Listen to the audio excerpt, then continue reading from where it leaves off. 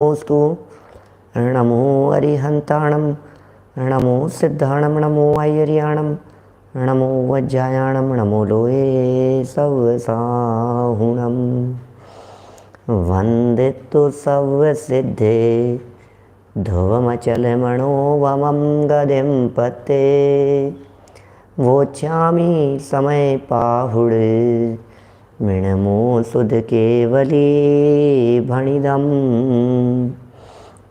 नमः समय साराय स्वानुभूत्या चकासते चित् स्वभावाय भावाय सर्वभावांतरच्छिदे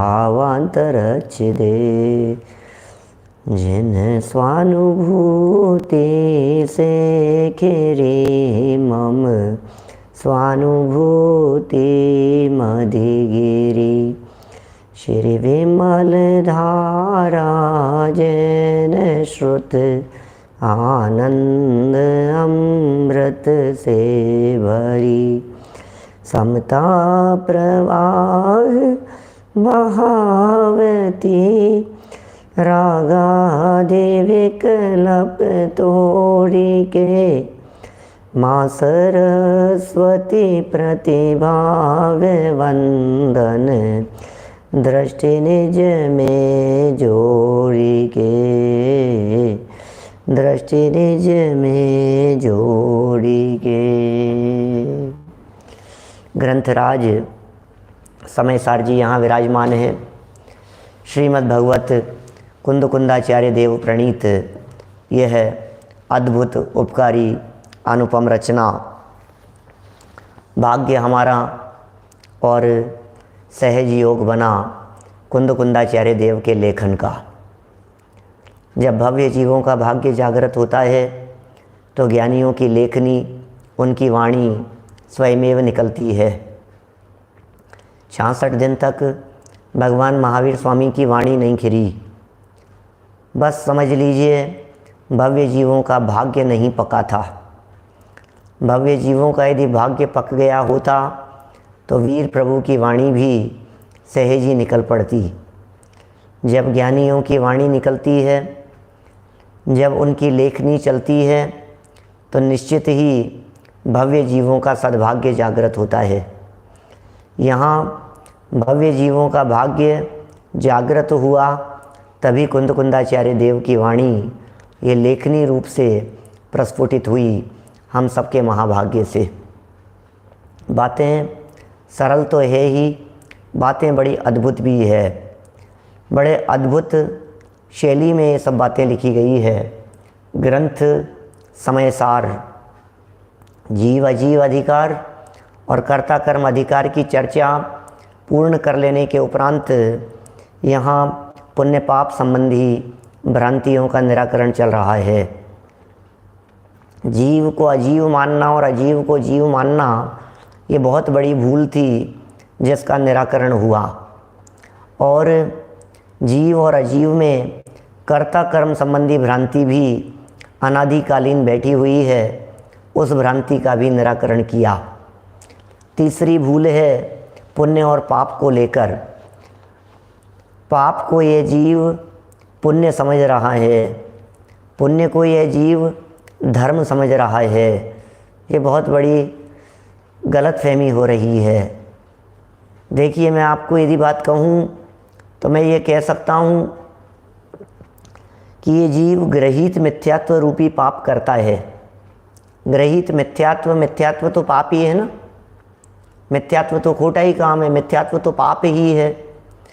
और उस ग्रहित मिथ्यात्व को करते हुए ये जीव ऐसा समझता है कि मैं पुण्य कर रहा हूँ, अच्छा काम कर रहा हूँ। तो पाप करके पुण्य समझ लिया गया। और जब ये जीव देवगुरु धर्म की उपासना करता है, आराधना करता है, तो वो कार्य है पुण्य का। और उस पुण्य का कार्य उसे ये समझ रहा है अज्ञानी जीव कि मैं धर्म कर रहा हूँ। पाप करके समझता था पुण्य कर रहा हूँ, और पुण्य करके समझता है कि मैं धर्म कर रहा हूँ। न इसे पुण्य की खबर है और न ये धर्म को ही जानता है। धर्म अंतरंग परिणति का नाम है और पुण्य अत्यंत निर्मल परिणामों से जब वीतरागी जिनेंद्र देव की आराधना भक्ति की जाती है तब वो पुण्य कहलाता है। यहाँ आचार्य देव पुण्य पाप अधिकार में एक को लोहे की बेड़ी और एक को सोने की बेड़ी कह करके पुकार रहे थे। ये चर्चा हमने आप लोगों के बीच में की है।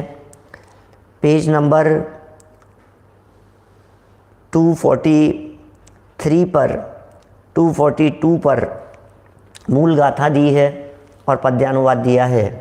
एक बार हम गाथा और पद्यानुवाद का यहाँ से वाचन करेंगे और फिर उसके बाद में ऐसी चर्चा करेंगे कि झकझोर देने वाली है सच में। माने ऐसा लगता है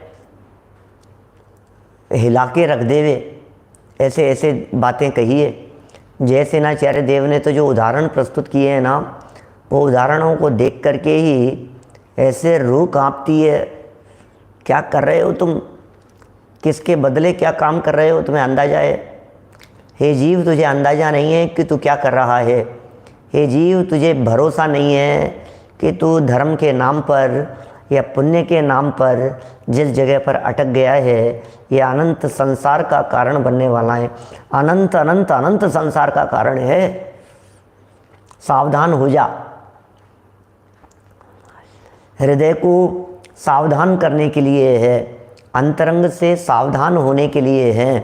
पुण्य और पाप की समानता की ये चर्चाएं जन सामान्य को सुहाती नहीं है, जन सामान्य को जचती नहीं है, जन सामान्य के गले नहीं उतरती है। इसलिए कुंदकुंदाचार्य देव, अमृत चंद्राचार्य देव अपने पूरे प्रयत्न पूर्वक इस जीव को गहराई से समझाने का प्रयत्न करते हैं। देखिए, गाथा पद्यानुवाद पढ़ के आगे बढ़ेंगे। यद्यपि ये चर्चा कल हमने यहाँ संपन्न कर ली थी, आज हमें 150 नंबर गाथा की तरफ बढ़ना था, लेकिन जयसेनाचार्य के वचन को पढ़े बिना ये बात अधूरी ही रहेगी। पाप तो तजा है, पुण्य भी तजूंगा। वज्रसेन जी साहब, पाप तो छोड़ दिया है, अब पुण्य भी छोड़ दूंगा, ये है भावना। सुवर्णियं पिणीयलं बंधति कालाय संपिजः पुरिसं बंधदेवं जीवं सुहम सुहम वा कदम कम्मं तं हाधुकुशीले हिय रागम मा कुणः मावसंसगम साहीणो हि विनाशो कुशील संसगरायण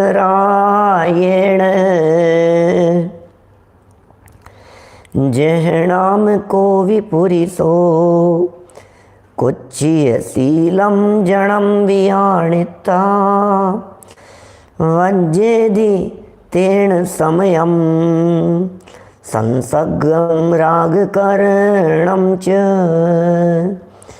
हेमेव कम पैडी शीलसहावं च कुच्छिदं नादुं वज्जन्ति परिहरन्ति तत्संसग्गं सहावरदा। जब प्राकृत की गाथाएं पढ़ते हैं तो हमारे कई साधर्मी सामने बैठे हुए, उन्हें उकताहट आती होगी, झुंझलाहट आती होगी। कई लोगों को तो ऐसा लगता है छोड़ दो ना इनको, क्यों पढ़ते हो इनको, समझ में कुछ आता नहीं है, क्या भाव है, क्या कहना चाहते हैं। कई लोगों को ऐसा लगता होगा। हर्षवर्धन जी साहब, आपको नहीं लगता, लेकिन भाई आचार्यों के शब्द हैं, ये सीधे शब्द कान में पड़ें, ऐसा ज़रूर होना चाहिए। माने हो सकता है कई लोग, आप तो सब अच्छे अभ्यासी लोग हैं, कुछ लोग जो नए हों साधर्मी, उन्हें ऐसी फीलिंग में आ सकती है बात, उनके लिए कहता हूँ भाई, ये साक्षात जिनेंद्र देव बोलते हैं, साक्षात कुंद कुंद स्वामी बोल रहे हैं।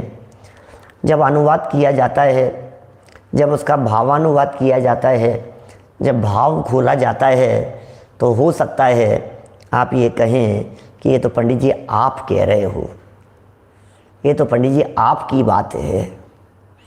लेकिन सच में जब गाथाएं मूल बोली जाती है, तब फिर हम नहीं बोल रहे हैं, तब तो सीधा कुंद कुंदाचार्य देव बोल रहे हैं। क्या समझ में आए चाहे नहीं आए, चौथी गाथा में लिखा था ना, जैसा मेंढे की भांति, 8वीं गाथा में मेंढे की भांति टकटकी लगा करके देखता है। अनार्य भाषा के बिना समझा सके ना अनार्य को, बस त्यों ही समझा सके ना व्यवहार बिन परमार्थ को। ऐसे मेंढे की भांति टकटकी लगा करके कुछ तो बात है, कुछ तो बात ऐसी है जो मेरे लिए है, कुछ तो बात ऐसी है जो आत्म कल्याण के लिए, ऐसा फीलिंग में आना चाहिए अंदर से।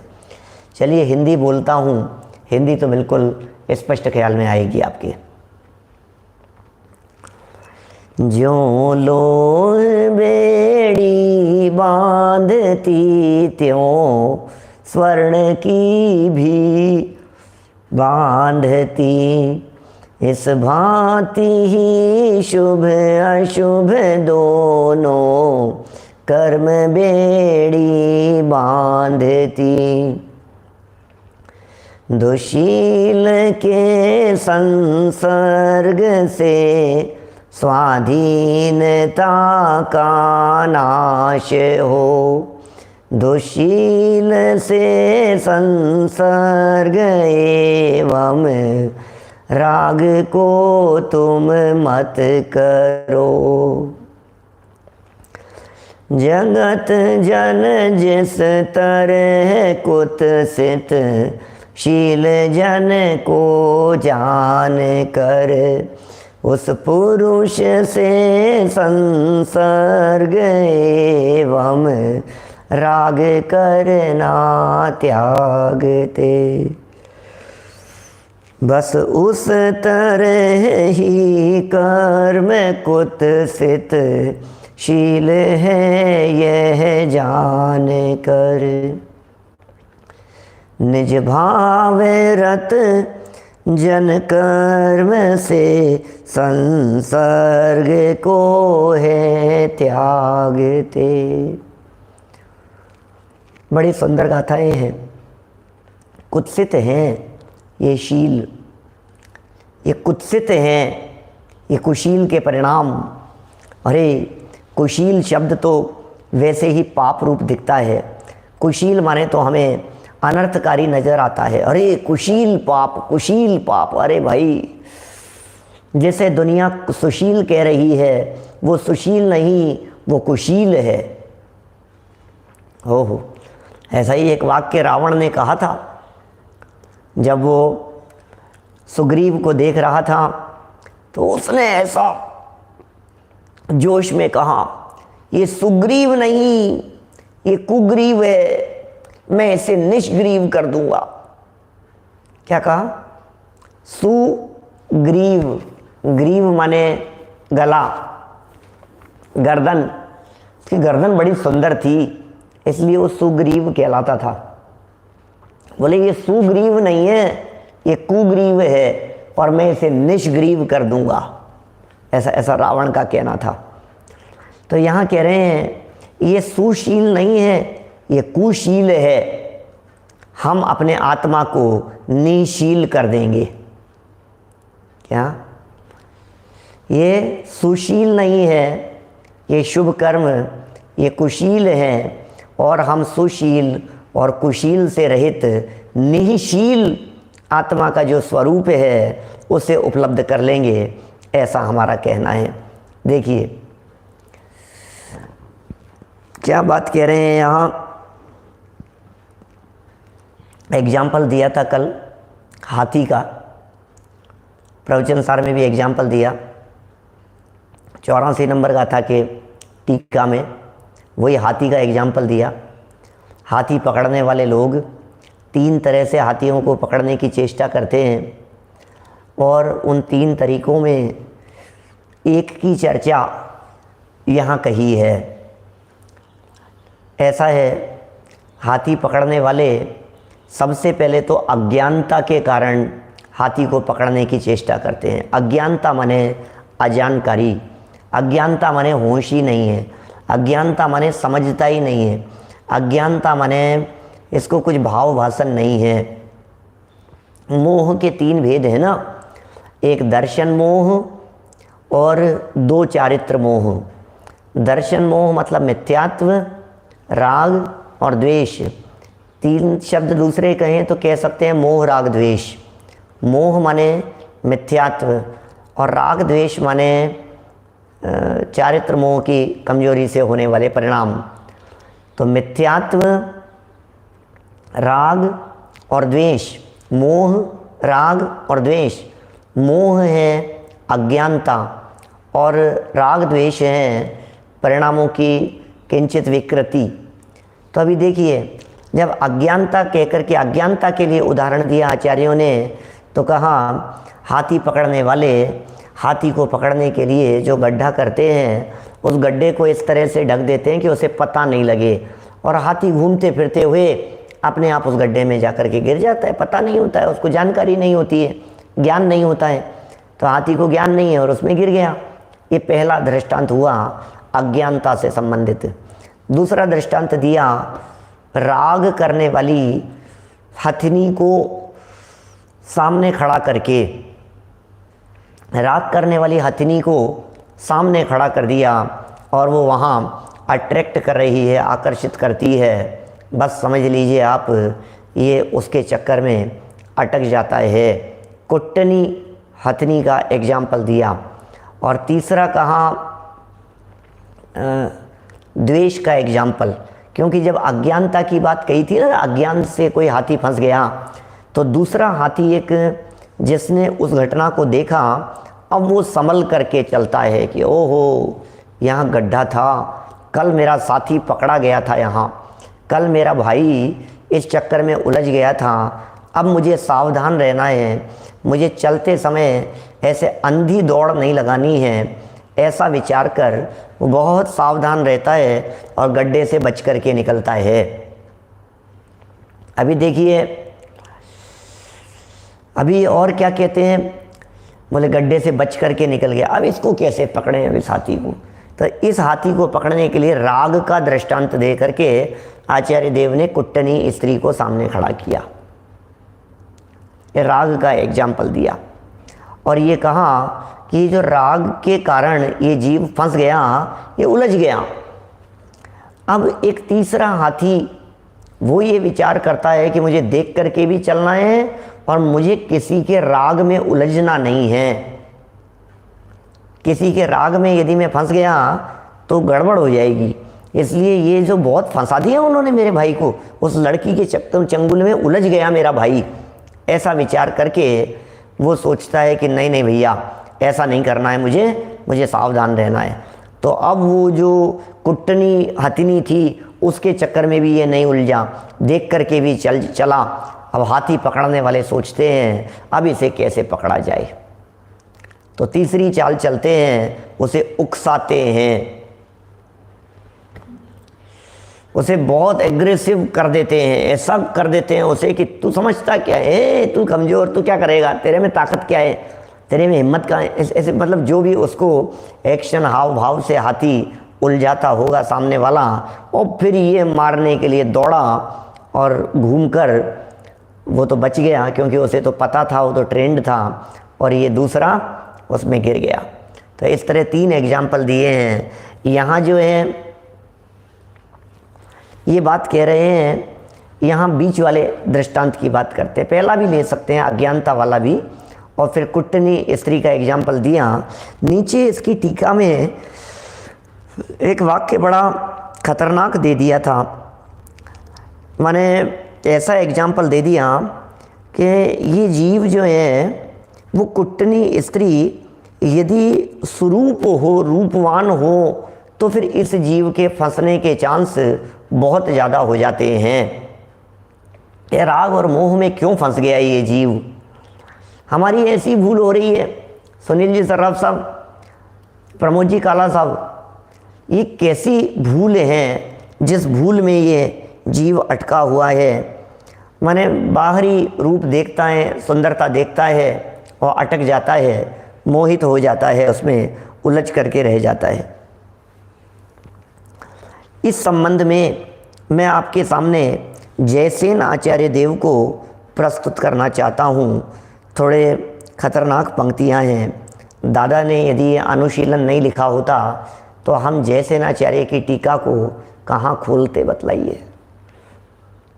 जयसेन आचार्य देव की टीका हम खो जाते, हम भूल में रह जाते, हम भ्रम में रह जाते, हम गलत फहमी और धोखे में रह जाते। देखिए आचार्य देव क्या कहते हैं यहाँ। ओहो, ये पुण्य प्रकृतियाँ, ये पुण्य परिणाम, ये शुभ भाव, इनको प्राप्त करके यदि कोई जीव इनमें अटक गया, यदि कोई जीव इनमें उलझ गया, तो वे कह रहे हैं सुनो उसने क्या काम किया। देखिए समय सार अनुशीलन 2 भाग का 320 नंबर ये पेज है। पंक्तियाँ पढ़ रहा हूँ, झकझोर देने वाली पंक्तियाँ हैं, विचार करने के लिए पंक्तियाँ हैं। हे जीव तो विचार तो कर, तो कहाँ खो रहा है? रूप लावण्य, समझना क्या कह रहे हैं। रूप लावण्य, सौभाग्य, सौभाग्यपना, कामदेव, इंद्र, अहमेंद्र, ख्याति, लाभ और पूजादि की भावना से, भोगों की आकांक्षा एवं निदान से जो व्यक्ति व्रत, तपश्चरण, दान, पूजादि करता है, क्या लिखा है यहाँ? जो व्यक्ति दान कर रहा है, जो व्यक्ति पूजन कर रहा है, जो व्यक्ति इन क्रियाओं में उलझ गया है, कौन से व्यक्ति की बात कर रहे हैं? कौन से जीव की बात कर रहे हैं? किस वजह से उलझ गया है? वो रूप को देख करके उलझ गया, रूप लावण्य की भावना से। अरे देखो, मर्त्या भवन्ति मकर ध्वज तुल्य रूपा। अब ये क्यों बोल रहा है भैया? कौन से नंबर का श्लोक है ये भक्तामर जी का? ये कहते हैं जलोदर रोग हो गया और ऐसे च्युत जीविताशा, जीने की आशा इसने छोड़ दी है। और ऐसे समय में हे जिनेंद्र देव, आपके चरणों की धूल यदि ये अपने तन से लगाता है, 45 नंबर का श्लोक, तो पता है क्या कहते हैं? मर्त्या भवन्ति मकर ध्वज तुल्य रूपा। ओहो, मर्त्या, ये मनुष्य कैसा हो जाता है? हे जिनेंद्र देव, गजब है भाई साहब, गजब है। ओह, मकर ध्वज तुल्य रूपा, ऐसा रूपवान हो जाता है, कामदेव जैसा रूपवान। कैसे हो गया ये कामदेव जैसा रूपवान? हृदय मोहन जी साहब, ये कामदेव जैसा रूपवान कैसे हो गया है? ओहो, अरे इसने वो धूल लगाई है। कौन सी? आपके चरणों की धूल लगाई है। ये लगाता है, गंधोदक लगाता है अपने चेहरे पर, और ये कोई चीज़ें, क्रीम, पाउडर, और ये जो लगाता है शैम्पू और न मालूम क्या क्या चीज़ें, कैसी लपेटता है, तेल मालिश करता है, एक्सरसाइज वो सब करता है। बोले क्या होगा ये? नहीं सुनो, जिनेंद्र देव की पूजन विधान के बाद में उनकी जो भस्म थी, उनकी जो हवन की भस्म थी, अरे भैया क्या कह रहे हैं, ये सब भस्म आदि लगा करके ऐसा समझता है कि उद्धार हो जाएगा, और उद्धार करने के लिए करता है। जैसे कुष्ठ रोग मिटाने के लिए सिद्ध चक्र विधान करता है, अन्य किसी तरह की रोग और बीमारियां मिटाने के लिए कुछ इसी तरह के कार्य करता है। सौभाग्य की प्राप्ति के लिए ये व्रत करते हैं। कैसे? ये कैसे करते हैं? देखो आप, वो करवा चौथ रखते हैं। किस लिए रखते हैं? सौभाग्य के लिए। अपने यहाँ जैन परंपरा में सुगंध दशमी का व्रत रखते हैं, महिलाएं रखती हैं, हमने देखा है ऐसा। सुगंध दशमी का व्रत किस लिए? बोले इससे क्या होगा? ये देखो रख रहा है व्रत क्या, और किस लिए रख रहा है?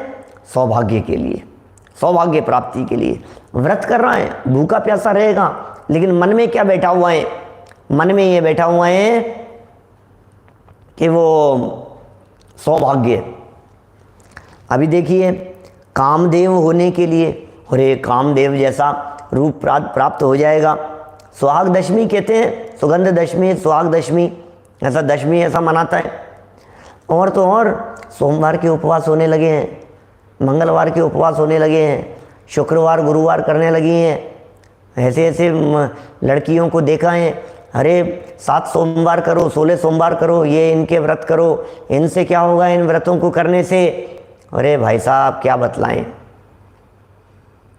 ओहो, आचार्य देव कहना चाहते हैं तुम भरोसा तो रखो जिनवाणी माँ के ऊपर। ये तुम क्या कर रहे हो? ये जो तुम पुण्य कर्म कर रहे हो, ये जो तुम पुण्य करवा रहे हो, ये जो तुम पुण्य के पीछे पड़े हुए हो, सौभाग्य के लिए पड़े हुए हो, कामदेव पद मिल जाए, इंद्र हेमेंद्र पद मिल जाए, ख्याति प्राप्त हो जाए, लाभ हो जावे, और पूजा दिक की भावना यदि है, भोगों की आकांक्षा यदि हृदय में बैठी हुई है, निदान यदि ये जीव कर रहा है, निदान से जो व्यक्ति क्या करता है, इतनी चीज़ें लक्ष्य में रख करके, बोलो इनके अलावा और कुछ लगता नहीं है मुझे कि इसके अलावा और किसी तरह की कोई अपेक्षा आकांक्षा रहती होगी।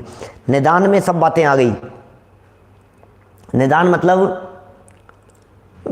निदान का मतलब है बस डिमांड, चाहना, इच्छाएं, वो सब निदान में हो गया। आकांक्षा, भोगों की आकांक्षा हो गई। पूजा प्रभावनादि से लाभ चाह रहा है, और यश, प्रसिद्धि, ख्याति, कहाँ कहाँ तक बढ़ रहा है ये जीव।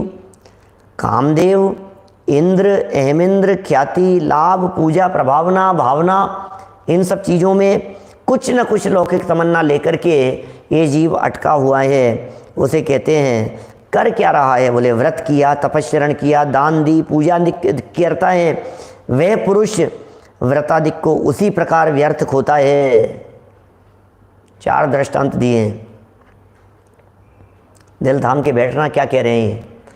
ये कौन से लोगों के लिए कह रहे हैं? जो व्यक्ति पुण्य में अटक करके धर्म नहीं कर रहा है, जो जीव पुण्य का सेवन इसलिए चाहता है कि अनुकूलताएं हो जावे, जो जीव धर्म इसलिए करना चाहता है कि बीपी कंट्रोल हो जावे, जो जीव धर्म इसलिए करना चाहता है कि हार्ट की प्रॉब्लम सॉल्व हो जावे, जो जीव धर्म इसलिए करना चाहता है, भक्तामर इसलिए पढ़ना चाहता है, पाठ इसलिए करना चाहता है, शांति धारा इसलिए करना चाहता है कि हमारे घर में शांति हो जाए, वो जीव क्या काम कर रहा है उसे पता नहीं है।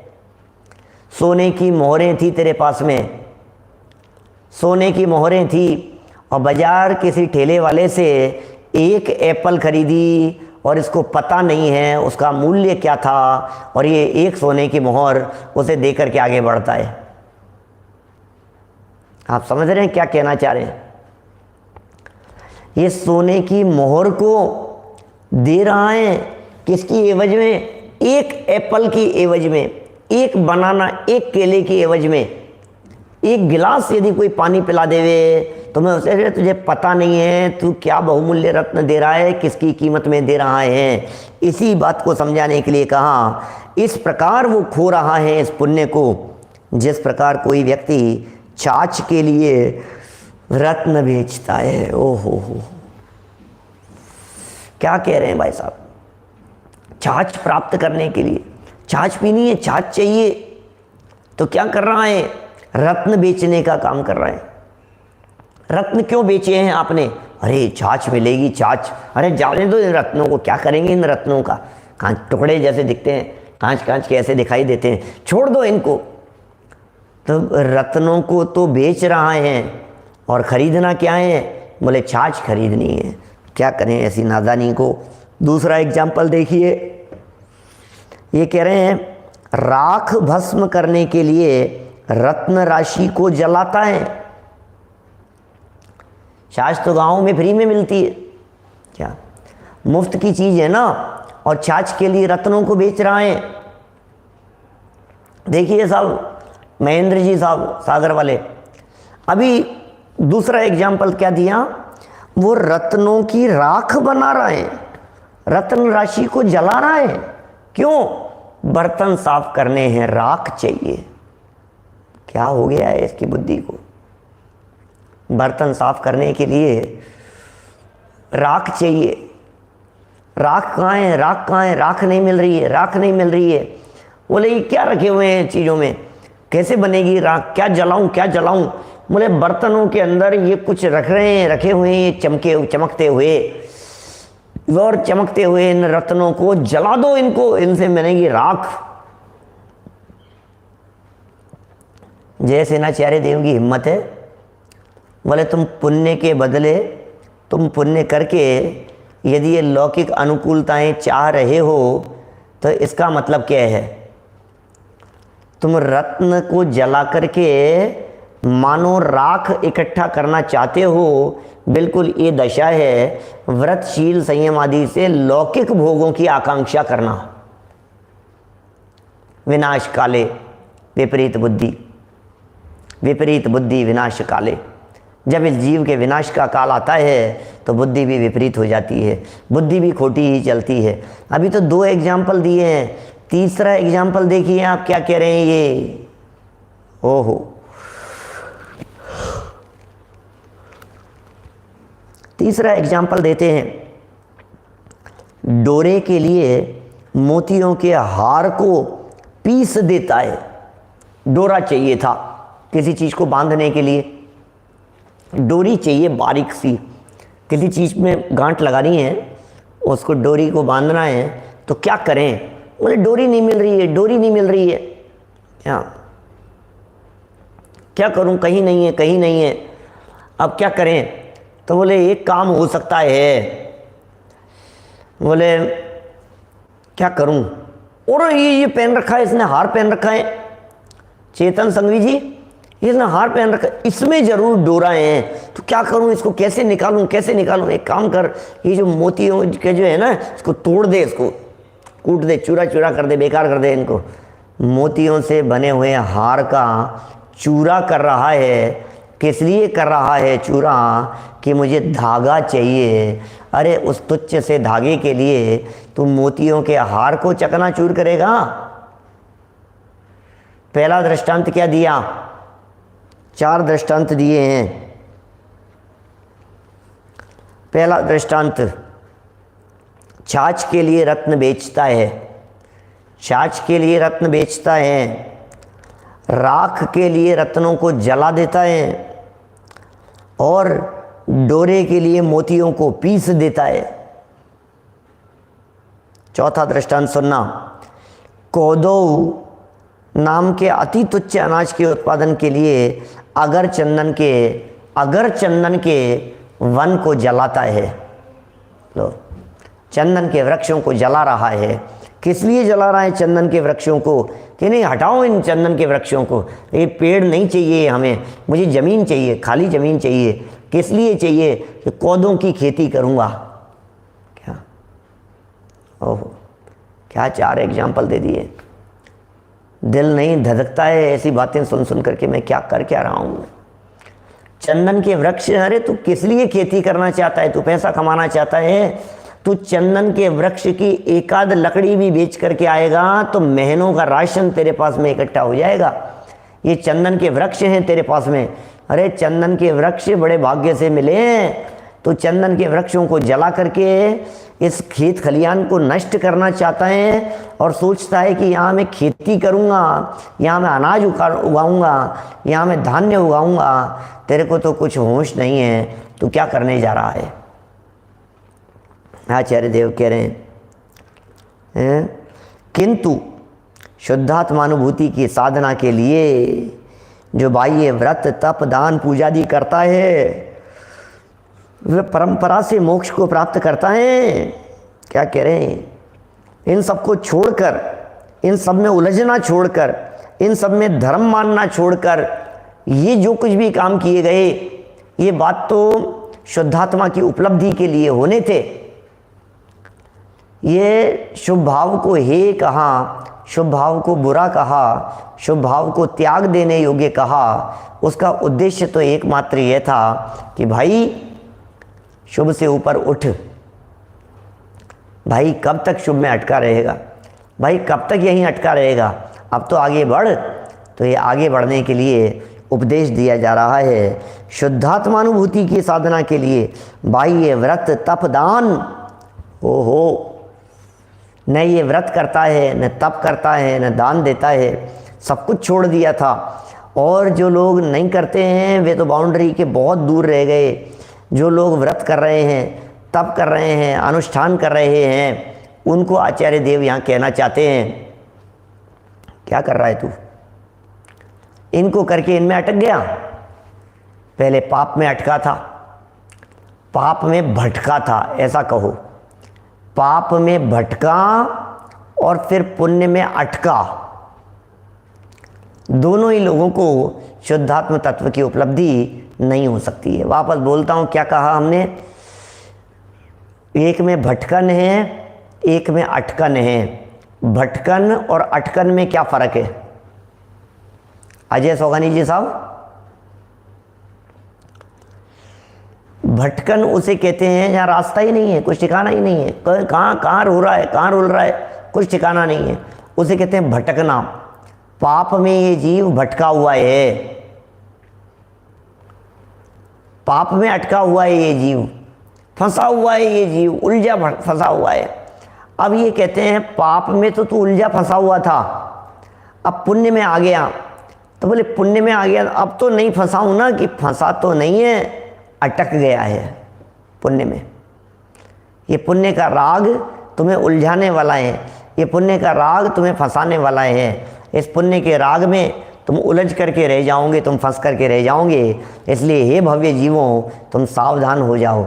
देखिए, शुभ भाव को बुरा नहीं कहा जा रहा। क्या बात कह रहे हो पंडित जी? 2-4 दिन से तो तक कितने दिन से चल रही है? 7-8 दिन हो गए ये चर्चा चलते चलते, और आप कह रहे हो कि इसको बुरा नहीं कहा जा रहा है शुभ भाव को, कि हाँ ध्यान देना थोड़ा सा और बारीकी में जाता हूँ। शुभ भाव ये हैं, ये परम सत्य है। बुरे हैं, बुरा नहीं कहा जा रहा है। ये शुभ भाव मुक्ति के मार्ग की तरफ ले जाने वाले हैं, इन्हें बुरा नहीं कहा जा रहा है। मुक्ति के मार्ग के बीच में, मार्ग में, ये रास्ते में आएंगे, आए बिना नहीं रहेंगे। समझ में आ रही है ये बात? ये रास्ते में आएंगे, लेकिन यदि तू इनमें अटक गया तो फिर ये खतरनाक साबित हो जाएंगे। रास्ते में चलते चलते कुछ बंदर मिल गए, रास्ते में चलते हुए कुछ कुत्ते खड़े थे। कुत्ते और बंदरों को देखकर, रास्ते में देखकर आप यदि सीधे निकल जाएंगे तो कोई बाधा नहीं है, और आप बंदर से डरे और बंदर को डराया धमकाया तो हो सकता है वो आपको रास्ता नहीं पार करने देगा, वो काट जाएगा। तो कितना यहाँ अपने को बैलेंस रखने की ज़रूरत है। अभी और गजब की बात कहूँ मैं, मनोज जी रहली साहब, समझना, कोई जीव पाप कर्म से पुण्य कर्म करने की तरफ प्रयत्नशील हुआ, ठीक है, पाप कर्म छोड़ा और पुण्य करने के लिए कोई जीव प्रयत्नशील हुआ। अब पुण्य करने के लिए प्रयत्नशील हुआ, उस पुण्य के काल में, उस शुभ भाव के काल में यदि लक्ष्य शुद्धोपयोग की तरफ रहे, क्या यदि इसका लक्ष्य शुद्धोपयोग की तरफ रहे तब तो सब बात बराबर है। और शुद्धोपयोग का लक्ष्य छोड़कर ये शुभ भावों में ही अटक करके रह गया, उलझ करके रह गया, इसको उपादेय मान लिया, इसको अच्छा समझ लिया, बहुत बढ़िया हो गया भैया, बहुत बढ़िया हो गया, तो इसका मतलब ये अब तुम्हें मंजिल नहीं मिल पाएगी। दिनेश जी सिंघई साहब, अब तुम्हें मंजिल की प्राप्ति हो ही नहीं पाएगी, क्योंकि आप तो अटक गए हैं यहाँ पर। मैं बतलाऊँ इसको सैद्धांतिक शब्दों के अंदर यदि बात कहूँ, आलोक जी भाई साहब कारंजा से, सैद्धांतिक शब्दों में यदि मैं बात कहूँ तो मैं ये कह सकता हूँ, इतनी गजब की बात है कि मुनिराज है, मुनिराज भावलिंगी संत, मुनिराज जो भावलिंगी संत है, ये भावलिंगी संत, इनके शुभ भाव होता है या नहीं होता है? बोलो क्या कहना है? शुभोपयोग इन भावलिंगी संतों के जीवन में है या नहीं है? होता है सब? क्या बात कर रहे हो आप? शुभोपयोग तो होगा ही, क्योंकि यदि शुद्धोपयोगी हो मान लो तो फिर तो वे निर्वाण हो जाएगा उनको, फिर तो खत्म ही हो गई बात। यदि वे शुद्धोपयोग में ही लीन हो जावें, अपने आत्मस्वरूप में ही लीन होकर शुद्धोपयोग रूपी प्रवर्तन करें, तब तो अंतर्मूर्त में उमा स्वामी आचार्य देव ने केवल ज्ञान कहा है। तो मुनिराज के जीवन में भी छठा गुणस्थान सातवें गुणस्थान की अपेक्षा से दुगना काल है, ऐसा कहा है। छठे गुणस्थान का काल सातवें गुणस्थान की अपेक्षा से दुगना या दुगने से अधिक, इतना काल कहा है भावलिंगी संतों का, छठे सातवें गुणस्थानवर्ती संतों के शुभोपयोग का काल। और शुद्धोपयोग का काल शुभोपयोग से आधा कहा है। अब देखना क्या कहना चाह रहा हूँ मैं ये कहना चाह रहा हूँ, तीन कषाय चौकड़ी के अभावजन्य वे मुनिराज जिनके तीन कषाय चौकड़ी का अभाव हो गया है, वे तीन कषाय चौकड़ी के अभावजन्य शुद्धोपयोगी मुनिराज भी अपने 24 आवर्स में ऑन एन एवरेज की बात करता हूँ, सिर्फ एक एवरेज की बात करता हूँ, एवरेज की दृष्टि से देखो तो 16 घंटे उनके जीवन में यदि शुभोपयोग है तो 8 घंटे का शुद्धोपयोग। 8 और 16 24 घंटे की बात करेंगे ना। शास्त्र आदि का लिखना ये सब शुभोपयोग में होता है। विहार आदि करना, शास्त्र आदि लिखना, उपदेश देना, धर्म के लोभी जीवों को देख करके धर्मोपदेश देने का परिणाम आया, ये सब किस कौन से उसमें हो रहा है? तो बोले ये सब जो हो रहा है ये भी इसी में हो रहा है, शुभोपयोग के काल में ही। शुद्धोपयोग आधा, शुद्धोपयोग 8 घंटे, तो शुभोपयोग 16 घंटे। किन की बात कर रहा हूँ? पापियों की बात नहीं कर रहा हूँ, भावलिंगी संतों की बात कर रहा हूँ, प्रतिमाधारियों की बात कर रहा हूँ मैं। पंचम गुणस्थानवर्ती प्रतिमाधारियों के अंदर लगाओ तो बात और ज़्यादा निकलेगी, चौथे गुणस्थानवर्ती की बात लगाओ तो और ज़्यादा निकलेगी। समझ में आ रही है बात? सम्यक दृष्टि ज्ञानी जीवों को भी शुद्धोपयोग होता है, गृहस्थ की भूमिका में ज़्यादा लंबे समय के लिए नहीं होता, क्षण मात्र के लिए ही होता है। लेकिन छठे गुणस्थान के काल में, आहार और निहार के काल में, आहार और निहार के काल में आइए जैन साहब उनके शुभोपयोग माना है, आहार के काल में भी और निहार के काल में भी। कितनी देर के लिए? चंद मिनटों के लिए, चंद क्षणों के लिए, कुछ देर के लिए शुद्धोपयोग में। मुख्यतया तो हमारे मुनिराज निर्विकल्प स्वरूपाचरण में ही मग्न रहते हैं। फिर भी कदाचित रागांश का कषायांश का उदय हो, यदि रागांश का उदय हो और कषायांश का उदय हो तो धर्म के लोभी अन्य जीवों को देखकर धर्मोपदेश देने का परिणाम आ जाता है। धर्मोपदेश देने का परिणाम आ गया, उपदेश देने का परिणाम आ गया, इनको समझाने सिखाने का परिणाम आ गया। संतों की बात कर रहा हूँ। अभी कंपैरिजन कीजिए, शुभ में कितना शुभ है उन मोक्ष मार्गी जीवों के। बोले शुभ ही शुभ दिख रहा है, कहाँ 8 घंटे और कहाँ 16 घंटे, तो शुभ ही दिख रहा है उनके जीवन में। शुभ शुभ शुभ शुभ की बाहुल्यता दिखाई दे रही है, तो क्या वो शुभ बुरा है? विचार करना, क्या वो बुरा है? इतना भी बुरा नहीं है। लेकिन शुभोपयोग की जो आसक्ति है, जिस आसक्ति का यहाँ निषेध किया जा रहा है, वो शुभोपयोग की आसक्ति, वो तो पुण्य भी नहीं है, वो तो पाप बंध का कारण है। पुण्य तो है ही नहीं, पाप और बांध लिया आपने, यदि आप उसमें संतुष्ट हो गए तो। इसका मतलब क्या है?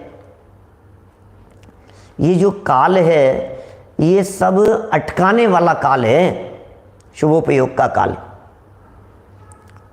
ये शुभोपयोग में अटकना, शुभोपयोग होगा लेकिन शुभोपयोग में अटकना नहीं है।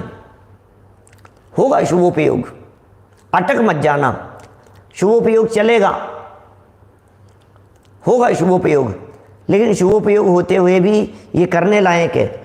सुनो, ऐसा कहाँ है छठे सातवें गुणस्थान की भूमिका में, भावलिंगी संतों की जीवन में ये जो छठा गुणस्थान है, इस छठे गुणस्थान में आने पर यदि उन मुनिराजों को शुद्धोपयोग की भावना न होवे तो वो छठा गुणस्थान गिराने का काम करेगा।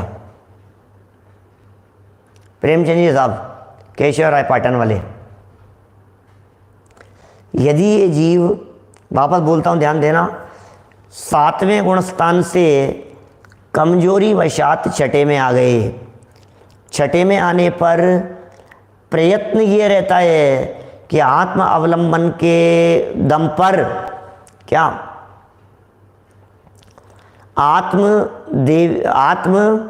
स्वभाव के अवलंबन के बल पर वो जीव सातवें में टिके रहें, लेकिन थोड़ा सा स्वरूप का अवलंबन कम हुआ तो छठे में आ गए। छठे में आ गए तो छठे में निरंतर ये रहता है कब सातवां प्राप्त हो, कब सातवां प्राप्त हो, कब सातवां प्राप्त हो। छठे गुणस्थान में रह करके सातवां प्राप्त करने की भावना न होगे तो फिर उस छठे को छठा नहीं कहते।